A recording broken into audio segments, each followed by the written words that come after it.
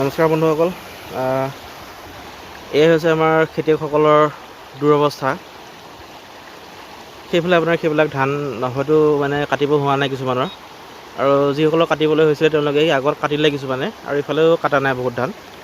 কিছুমান কাটিছে, কিছুমান কাটিব পৰা নাই এতিয়াও। এয়া চাওক, পানী এইফালে পূৰা বাঢ়ি আছে, পানী বৈ গৈ আছে।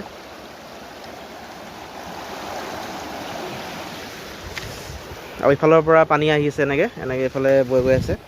ইয়াতে পানীটো ইমান জোৰেৰে বৈ গৈ আছে, মানে ইয়াৰ সোঁতটো ইমান বেছি। গম পোৱা যায় দেখিলে যে এইবিলাক ধানো মানে কি অহাকালিৰ ভিতৰত হয়তো ডুব যাব, বা অহাকালি নহ'লেও আপোনাৰ পৰহিৰ ভিতৰত হয়তো ডুব যাব ধানখিনি।